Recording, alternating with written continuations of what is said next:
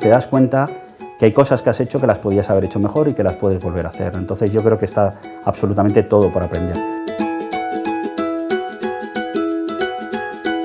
El origen de la fundación, que yo creo que es importante empezar por ahí, con mi mujer Ana Folgueira hace 2 o 3 años, en un viaje que hicimos a Benín, en África, íbamos a hacer una visita de prospección en algunos sitios que podíamos ayudar los dos a título personal, y nos surgió una cosa muy entretenida y divertida, ¿no? Y es que, siendo un director de comunicación después de un montón de años, estábamos rodando un documental para una de las personas que íbamos a ayudar en Benín. Me pusieron una cámara y me dijeron: ponte a contarnos qué es lo que has visto. Y lo hice tan mal, tan sumamente mal, que llegó mi mujer y me dijo: quítate de aquí, que lo voy a contar yo mejor que tú, que no sabes ponerte delante de la cámara. Y entonces allí ella hizo una declaración muy sencillita y muy corta y explicó que el problema que teníamos era cómo podíamos hacer que la gente en España y en otros países desarrollados viesen las oportunidades que hay si ayudábamos a pequeños soñadores locales que no tenían voz pública, y si les ayudábamos a contar sus proyectos pequeños en presupuesto y en cosas, pero que podían tener un gran impacto local, ¿no? Y ahí es donde nos dimos cuenta que podíamos montar una fundación de expertos en narrativa, en cinematografía, en redes sociales, en comunicación, para contar esos sueños de esos héroes locales que quieren cambiar la vida de los demás. Y ese es el origen de Cuentasueños.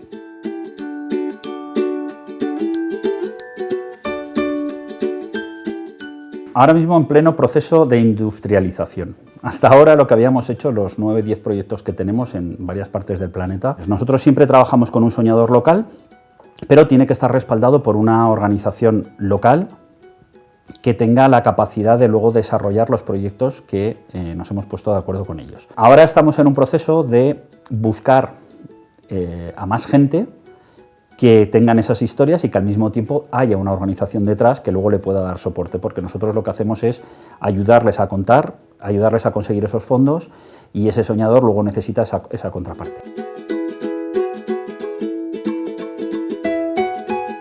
Fue justo antes de empezar con la fundación.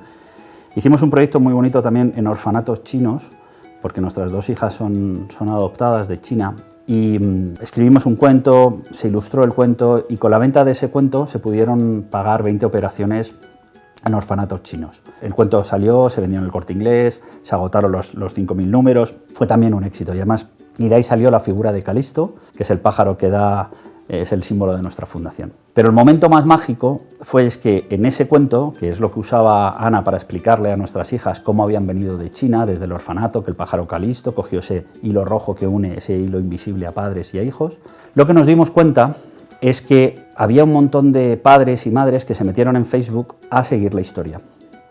Y entonces lo que pasó es que el cuento se cumplió. Y lo más bonito es que hace apenas 2 meses, el último niño que se operó, también a otra madre española le ha caído, y la verdad es que ha sido un exitazo, porque de 22 sabemos que han estado aquí en España con todo el proceso.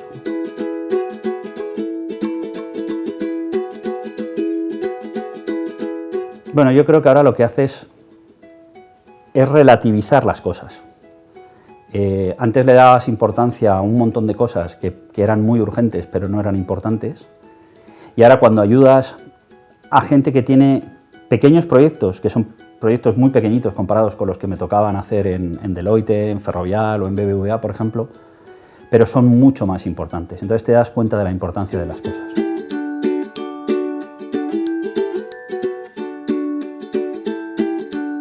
Pensé durante mucho tiempo que lo que más quería era ser un buen director de comunicación, y eso lamentablemente lo conseguí muy rápido.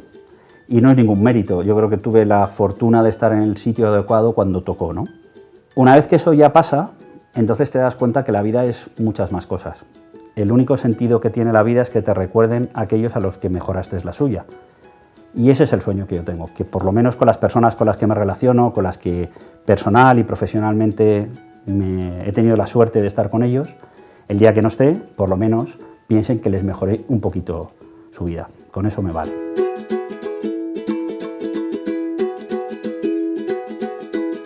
Lo que más he aprendido no me lo enseñó nadie del mundo de la empresa o del mundo de la comunicación. Me lo enseñó Una persona que es muy especial, que es el director del orfanato de mi segunda hija, que esto era en Nanshan. Lo que me viene a decir que la clave de todo esto es sabiduría y bondad. No es más sabio el que más sabe, sino el que más quiere aprender, y es bondadoso el que lo comparte. Y él lo único que me pidió es que si eso lo aplicas en tu día a día, profesional y personal, te irá la vida mejor. Y eso es lo que hago. Y yo creo que no me va del todo mal.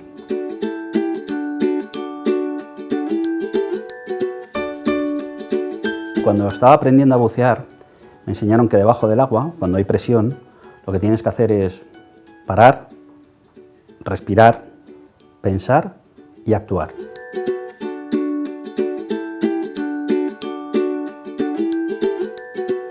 Solo por intentar enseñar cosas a los demás, poder compartir lo que te decía antes de sabiduría y bondad, compartir esos conocimientos, te das cuenta que hay cosas que has hecho que las podías haber hecho mejor y que las puedes volver a hacer. Entonces yo creo que está absolutamente todo por aprender.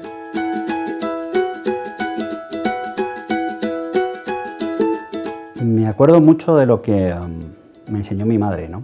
Ella me enseñó que había que hacer las cosas sin esperar ningún retorno, si no es imposible, ¿no? Y yo creo que eso es una parte que si la gente se diese cuenta que cuando ayudas a los demás tú tienes más recompensa que lo que ellos reciben directamente, eso la verdad es que es bastante agradable.